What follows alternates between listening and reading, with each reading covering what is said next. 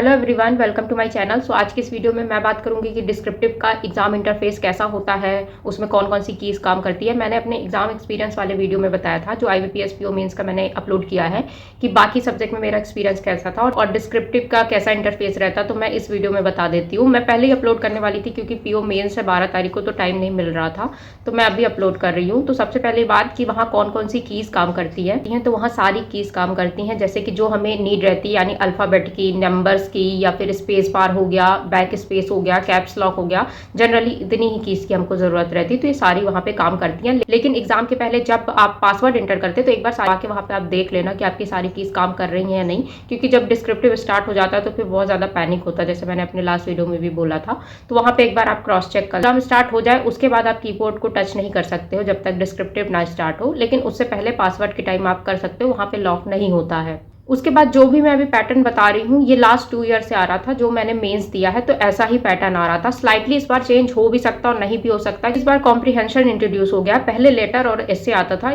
और इस बार एस्से and comprehension आ रहा, तो हो सकता है थोड़ा सा पैटर्न चेंज हो गया हो, बट बहुत ज्यादा चेंज नहीं रहता है, ऐसे ही आएगा जैसे मैं अभी बताने वाली हूँ। तो अभी मैं आपको एक इंटरफेस डेमो के तौर पे दिखा दूंगी और एग्जाम में वो कितना चेंज रहता है या क्या उससे रिलेटेड रहता है, वो वही मैं इंटरफेस में बता रही हूँ, तो आप उसको अच्छे से देखिए। तो जैसे मैं डेमो के लिए बता देती हूँ, एग्जाम में भी ऐसे आएगा, 3 क्वेश्चन ऐसे रहेंगे साइड में। तो जो भी आपको करना होगा, तो पहले आप उस पर ऐसे अगर क्लिक करोगे ना, तो यहाँ पे एज इट इज ऐसे क्वेश्चन आ जाएंगे और उसके बाद ऐसे ही बॉक्स आएगा। तो जो भी क्वेश्चन आप करना हो तो आप उसको डायरेक्ट क्लिक करो, क्वेश्चन अपने आप आ जाएगा। उसके बाद उसमें क्या रहता है ना एग्जाम में, कि यहाँ पे क्या इंस्ट्रक्शन लिखी रहती है, तो आधी स्क्रीन तो उसमें रहती है क्वेश्चन के बाद, फिर उसके बाद ये जो बॉक्स रहता है ना, ऐसे मिडिल में बना रहता है। तो आप जो भी चीज़ टाइप करोगे ना, तो पहले ऐसा होता था कि राइट लेफ्ट वाला भी स्क्रॉल कभी कभी आ जाता था, क्योंकि वहाँ पे बॉक्स वो पर्टिकुलर नहीं होता था। बट अभी लास्ट ईयर से ऐसा हो रहा है कि नीचे वाली स्क्रोलिंग नहीं होती है, उसमें डायरेक्ट जो रहता है ना, वो डायरेक्ट अगर आप यहाँ इंड तक लिख दोगे ना, तो वो अपने आप कर्सर नीचे आ जाता है। तो आप वापस से उसको यहाँ पे लिख सकते हो जो भी लिखना हो, तो आपको ये बार बार ये वाली स्क्रोलिंग नहीं करनी पड़ती। हाँ, ये वाली तो आएगी क्योंकि बॉक्स ऑलरेडी छोटा रहता है, यहाँ पे इंस्ट्रक्शन रहती है, आपको कर्सर स्क्रॉल करना ही पड़ेगा ऐसे ये वाले एरिया के लिए। बाकी ये तो नहीं रहता है, अभी आ जाए तो पता नहीं, पर अब 2 साल से कुछ नहीं आ रहा था। उसके बाद में बात पे ना वर्ड लिमिट रहेगी, तो वर्ड लिमिट में ऐसा रहेगा माइनस में चलेगा। माइनस में कैसे, जैसे यहाँ पे लिखा रहेगा कि 300 to 350 वर्ड्स लिखना है, तो यहाँ पे 349 वर्ड, 348 जैसे आप लिखते जाओगे ना, तो निगेटिव में जाते जाते हैं। तो इसका मतलब ये है कि आपने जैसे एक एक माइनस होता जाएगा। सपोज अगर लास्ट में आपके 50 वर्ड्स बचे, तो यहाँ पे 50 लिखा रहेगा, तो आप उसे समझ जाना कि आपने 300 वर्ड लिख दिए, बस 50 वर्ड्स बाकी है। वाली जो एस्से आता है वो 300 से 350 वर्ड्स तक का आता है, तो यहाँ पे थोड़ी लिमिट कम रहती है, पर एग्जाम में ज़्यादा आती है। तो आप ऐसे ही लिख सकते हो, बस लिखने के लिए कुछ नहीं, जैसे आप टाइप करते हो वैसे ही टाइप करना, बहुत ज़्यादा स्पीड भी नहीं चाहिए, सिंपल इंग्लिश लिखना है। बस मैं आपको थोड़ा सा बता देती हूँ, जैसे इसमें ऐसे लिखा रहा ना, उसमें इस साइड रहता है, अगर वो इंटरफेस इस साल चेंज नहीं करें तो।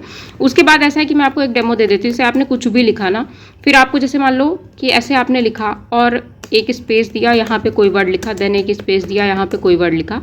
सपोज आपको ये वाला वर्ड डिलीट करना है 20 से, तो अगर आप माउस से जाओगे ना, तो कर्सर यहाँ पे जाता है, लेकिन अगर आप कर्सर यहाँ लगा के डिलीट करोगे ना, तो डबल स्पेस एक साथ डिलीट नहीं होता। जैसे अभी यहाँ तो मैं कर रही हूँ तो डिलीट हो जाएगा, लेकिन अगर ये वर्ड जाएगा ना, तो यहाँ पे 2 स्पेस आएंगे, एक इसके बाद वाला, एक इसके पहले वाला, तो वहाँ पे माउस काम नहीं करता। तो आपको क्या करना है, सिंपली मैं फिर से ये वर्ड लिखती हूँ, और अगर आप मुझे डिलीट करना है तो माउस से अगर मैं यहाँ जाऊँगी ना, तो ये नहीं जाता है। तो आपको कोशिश करना है कि आप ये वाला, अगर माउस अगर वहाँ पे काम नहीं करो, कीज से करना है, ये वाली जो कीज़ है ना, इसके थ्रू आप कर्सर को आगे पीछे कर सकते हो। तो सपोज अगर मुझे डिलीट करना है, तो मैं यहाँ तक कर्सर ले गई, तो मैं कोशिश करूँगी ना कि कर्सर जो दूसरा वाला वर्ड है उसके मैं आगे तक लगाऊं, ताकि मेरे डबल स्पेस नहीं आए, और जब मैं इसको डिलीट करूँ ना, तो मेरे पास एक ही स्पेस बचे। या अगर आपको नहीं हो रहा तो आप पूरा डिलीट कर दो, फिर इसके बाद जो भी वर्ड लिखना है वो लिख दो, फिर उसके बाद एक स्पेस इधर दे दो और एक आप यहाँ पे ला के कर्सर स्पेस दे सकते हो। वैसे तो माउस से कर्सर आ जाता है, बट अगर नहीं आता है, अगर कभी ऐसा आपके साथ होता है कि वहाँ पे माउस से कर्सर वहाँ पे नहीं आ रहा है, तो आपको क्या करना है, सिंपली एरो की से चले जाना है, तो वहाँ पे आप देख सकते हैं, उसको सुधार सकते हैं। और जब भी आप इसको रीचेक करो तो प्लीज़ ध्यान रखना, कभी कभी ऐसा होता है कि कर्सर वहीं रह जाता है, हम लिखने लगते हैं और जो भी हमको यहाँ अगर टाइप करना तो वो यहीं टाइप होने लगता है। तो इस बात का ध्यान रखना है कि कर्सर कहाँ पे है जब भी हम लिख रहे हैं। तो जैसे कि मैंने ये सेंटेंसेज में यहाँ पे कुछ भी इस लाइन में मैं लिखूंगी तो ना, तो जैसे अपने आप कर्सर नीचे आएगा, बार बार मुझे एंटर करने की जरूरत है। हाँ, अगर आपको पैराग्राफ चेंज करना है ना, तब आप एंटर का इस्तेमाल करना, और एंटर एक बार ही करना। मतलब कैसे, अगर ये वाली लाइन पे मैं गई, सपोज अब मैंने इंट्रोडक्शन लिख दिया, इससे का बॉडी लिखनी है कि मेन उसका टॉपिक क्या है, तो मैं एक बार ही इंटर दबाऊंगी तो कर्सर ये नीचे आ जाएगा। ऐसा नहीं जैसे हम एग्जाम में करते थे 2-3 बार ऐसे स्पेस दे देते थे, तो देखो यहाँ पे भी नीचे आ रहा है नीचे, तो एक बार ही जाएगा। तो आपको सिंपली वहीं से स्टार्ट कर देना है, ऐसा नहीं कि आप आधे स्क्रीन से स्टार्ट करो, सिंपली आप इसको यहाँ से स्टार्ट कर सकते हो तो समझ में आता है, और ऐसे आप कंक्लूजन भी कर सकते हो। यही सब चीज़ें कॉम्प्रीहेंशन में भी रहेंगी। मैंने जितने 2 बार एग्जाम दिया था, दोनों मेंस में तो एस्से और लेटर आया था, कॉम्प्रीहेंशन नहीं आया था, बट इस बार कॉम्प्रीहेंशन आ रहा तो उसमें भी ऐसे ही करना है। आपको पैसेज रहेगा, उससे आंसर आपको थोड़े बहुत चेंज करके लिख देने हैं। अगर आप देख लेना, अगर उसमें वर्ड लिमिट आएगी तो ठीक है, नहीं आएगी तो अगर 2 मार्क्स का एक क्वेश्चन रहेगा तो 4-4 लाइन भी लिखेंगे तो सफिशिएंट रहेगा। तो जैसा अभी आपने देखा, तो अगर आपको टाइप करते समय टाइप नहीं हो रहा या कुछ भी उसमें कीज काम नहीं कर रही हैं, तो आप ना कभी कभी ऐसा होता है कि हम डबल स्पेस दे देते हैं तो इसलिए भी कीज काम नहीं करती, तो आप सिंपली बैक स्पेस प्रेस कर देना तो वो सही हो जाता है। क्योंकि हमारी आदत रहती है कि एक बार टाइप किया फिर स्पेस बार पे क्लिक कर दिया, वहां पे कीज थोड़ी हार्ड रहती है तो 2-3 बार में क्लिक करना पड़ता है कभी कभी, तो कीज को वो काम ही नहीं करती, तो थोड़ा हार्ड रहता है वहां का। सिंपली अगर कोई मिस्टेक हो रहा है या कोई कीज काम नहीं कर रही है या फिर ऐसा हो रहा है कि वहां पे आप कोई वर्ड टाइप कर रहे हो, टाइप नहीं हो रहा है, तो आप इसमें बैक स्पेस प्रेस करके देख लेना।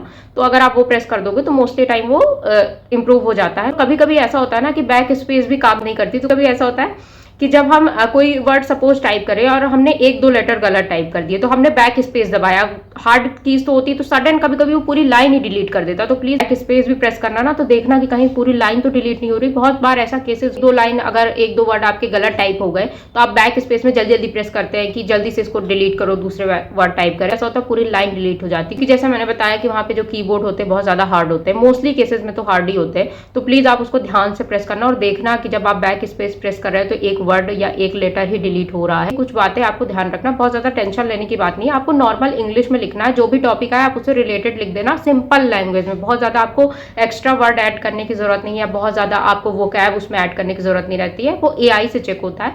तो सिंपल वर्ड में भी आप लिखोगे ना तो अच्छे नंबर मिल जाएंगे। तो सिंपल वर्ड भी अगर आप लिखोगे ना तो अच्छे नंबर मिल जाते हैं। वहां पे ऐसा रहता है कि वर्ड लिमिट के आसपास तक लिखना रहता है, जरूरी नहीं कि आप पूरी लिमिट ही कंप्लीट करो, अगर उससे आप 10-50 वर्ड कम भी लिखोगे तो वो चल जाता है। बहुत ज्यादा ऐसा नहीं होता है कि जितनी लिमिट है उसको एक्सीड करना है या उतना ही लिखना है, थोड़े बहुत प्लस माइनस भी आप कर सकते हो। और कॉम्प्रीहेंशन इस बार मेरा भी फर्स्ट टाइम है वहां टाइप करने का, तो कॉम्प्रीहेंशन तो नॉर्मल सबको पता होगा कि कैसे ही आता है, पैसेज से आपको आंसर टाइप करने रहेंगे। थोड़ा बहुत आप चेंज भी कर सकते हो, अगर नहीं आ रहा तो सिंपली उठा के जो लिखा है पैसेज में वो भी टाइप कर दोगे तो भी वो नंबर मिल जाएंगे। तो ये है कुछ इंपॉर्टेंट बातें, और बहुत ज्यादा टेंशन लेने की जरूरत नहीं है डिस्क्रिप्टिव के लिए। अगर बाकी सेक्शन अच्छे गए हैं तो वो भी अपने आप कॉन्फिडेंस आ जाता है, तो अच्छा ही चला जाता है, और बाकी अच्छे नहीं भी गए तो कोशिश यही करना कि वो भी अच्छा ही जाए, डिस्क्रिप्टिव वाला पार्ट भी अच्छा जाए, क्योंकि कभी कभी वहां से बहुत अच्छे नंबर मिल जाते हैं और लीड अच्छी बन जाती है। सो एट लास्ट सभी को मेंस के लिए all the very best. I hope सबका ही पेपर अच्छा जाए और अच्छा रिजल्ट आए, और ये जो हम लूप में फंस गए हैं एग्जाम्स के और प्री मेंस इंटरव्यू के, इससे बाहर निकले, जल्दी से जॉब मिल जाए। So let's hope for the best. और अगर आपको मेरा चैनल अच्छा लगता होगा तो like share and subscribe to my channel. Thank you so much.